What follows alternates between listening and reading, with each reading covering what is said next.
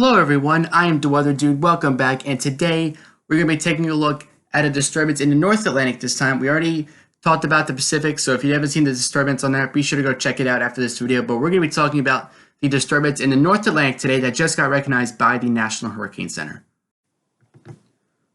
Before we get started, be sure to like and subscribe because it only takes a few seconds. It would really help my channel grow.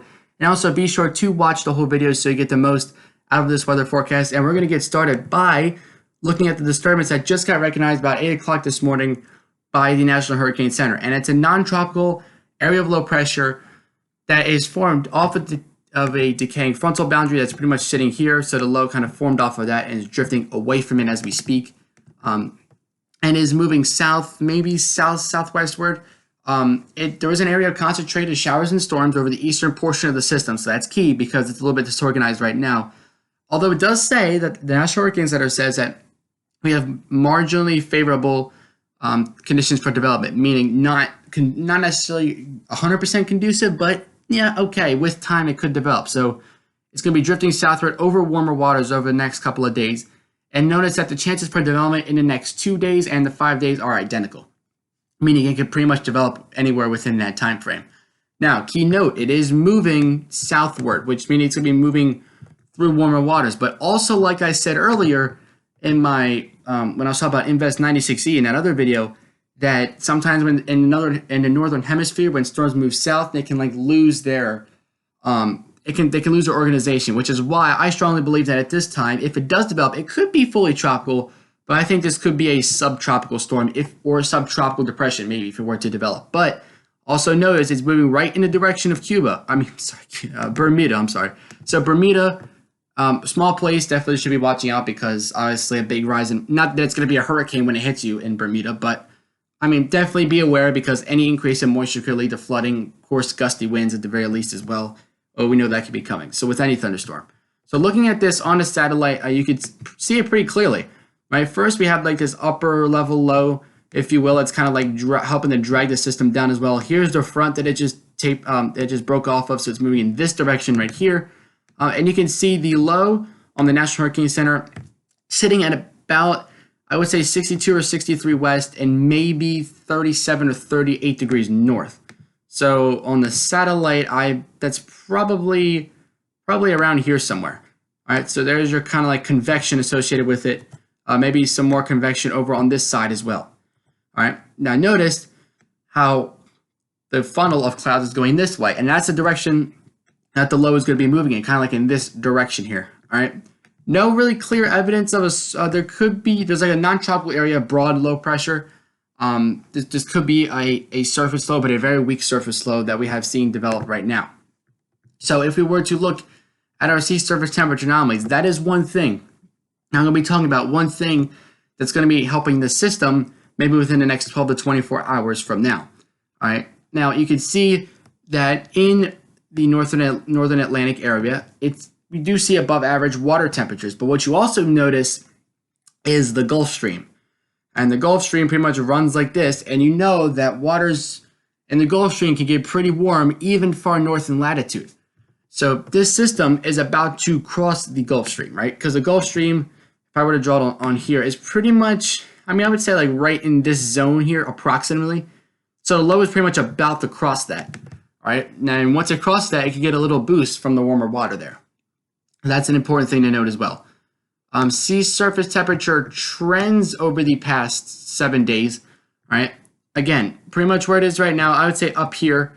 They have trended up, but closer to Bermuda, we've seen a more concentrated area where waters have warmed, maybe 1-2 degrees Celsius over the past week, and that's an important thing to note as well. And finally, the actual sea surface temperature. This is where you can see it a lot better. Right, you can see the Gulf Stream pretty much right in this region here, and our low is pretty much right about here, or maybe a little bit farther south than that. So it might actually be crossing the Gulf Stream, maybe as we speak. But if it's not, it will be in a few hours. And then if it crosses that, maybe a little, due to the current, maybe a little boost in development.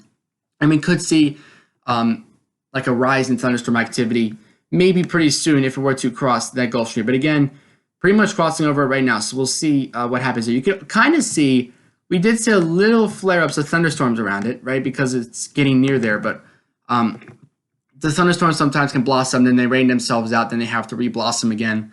Kind of like what we saw with Elsa. Elsa was kind of like that. The thunderstorms, we'd see a flare up of storms near the center, wait a few hours, and they would just kind of like wear off. So if that happens with this, then we can't see any real sign of development or strengthening. So here is the low right now. I would say the low is pretty much right in here. All right, so if I draw this, maybe right about here. So it's sitting in some upper 70s in terms of degrees Fahrenheit for the ocean temperature.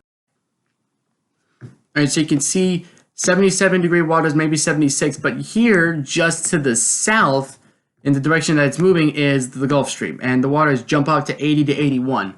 And that can give a little boost to development. Then maybe back down to the upper 70s, maybe closing in on 80 once again once it gets towards Bermuda. Not Cuba, like I said, Bermuda. And you can also notice there is a little high pressure system that's sitting here, and that's going to help, obviously, to maybe pull the system down. And if the low were to stay in that exact spot where it is right now, and notice the line around it, maybe it'll steer the storm maybe away from Bermuda. All right, but we'll see. As of now, the National Hurricane Center kind of has it tracking in this direction, pretty much right towards Bermuda. Right? So Bermuda, like Invest 96E, could be heading towards Hawaii. Bermuda, I'd be watching out for the system as well because it could be heading towards you. All right, cyclonic vorticity signature. Now, this isn't necessarily the low right here. When I first looked at this earlier, I thought it was. It is. It's a kind of like a separate area of spin that's sort of attached to it in a way. This is kind of the area that we're watching. But these two could sort of merge as they move south, because as you saw on the satellite imagery, I'm going to pull it up again. Notice how the kind of like the upper level low is sitting here, and you can see these are almost kind of connected together. Now, they might break apart because this area of low pressure could be moving this way, and then this area of spin could be moving that way. They could sort of break apart. Depending on how the high pressure over here, there is even another one, I think, over here that could sort of take control. So it's all about the steering currents, right? There's a lot of steering currents going on here, and that could, of course, influence what happens here. So again, looking at that, you can see there is some area of spin. It's kind of elongated right now. It's not really circular except for over here. But of course, it's still relatively disorganized for the moment. Now, I will say, as for Saharan air layer, right, you can see your thunderstorm activity here moving in sort of this direction, maybe this direction. Really not much dry air in its near future. If it were to remain the same as it is right now, if it were to move south to Cuba, maybe even past Cuba, really no dry air to be seen, although there is a lot of dry air around it. There's also a little bit of dry air because of that upper level low. It's helping to pull down a little bit of dry air there. But other than that, really not much dry air in its path. So that's another check mark, I think. I think the biggest issue is just going to be how quickly can it get organized. And the water temperatures might be a bit of an issue as well. I know normally we don't say this. When storms develop farther south in the Atlantic Ocean, we typically have to worry about the dry air or the shear, because the water temperatures, especially with this year, are pretty much a given. They're pretty warm. Notice the Gulf, however, is also very low on dry air. That's very important if a storm ever moves through there. But anyway, usually farther south in the Atlantic, yeah, the waters are usually pretty much warm. If not now, maybe in the next month or two, they're pretty much guaranteed to be warm that far south. So we usually don't have to worry about that. But for this time, because we're in the northern Atlantic, the far northern, maybe the more subtropical Atlantic, we might have to worry about that. You might think, okay, what about wind shear then? Wind shear actually isn't like too horrible. I mean, again, here's pretty much the low pressure right here. I mean, in this general area, we see a lot of dark blues, a little bit of green. The green means upwards of 20 knots of shear, but darker blue, that's like 0 to 10 knots, which is basically nothing. I would say for a system at this strength, once you pass 20, maybe up to 25 plus knots, that's when it starts getting a little iffy. But 20 or lower, you're pretty much good to go. And as it looks here in this general development area zone, really not too much to complain about for right now with the shear. I think the biggest problem is, let me change my color real quick. That's my biggest problem, changing the color. But a little area, kind of like the front that's lifting up, and that's still kind of shearing it off a little bit, kind of like the jet stream, if you will.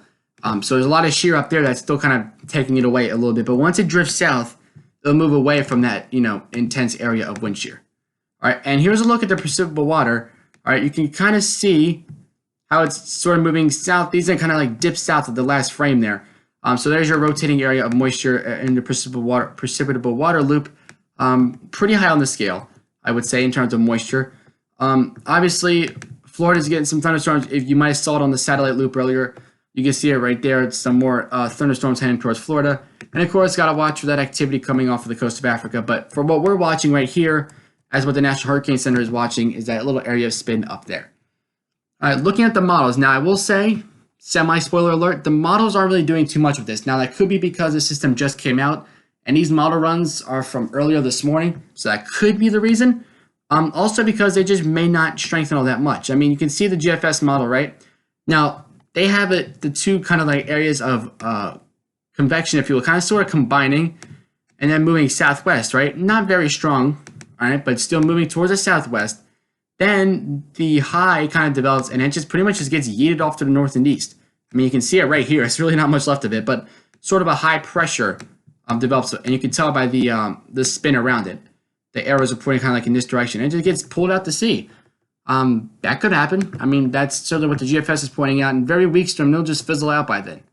All right, Canadian model, pretty much the same thing. They have a little bit more concentrated at first, and then this is typically what the Canadian model does look like for storms at this stage.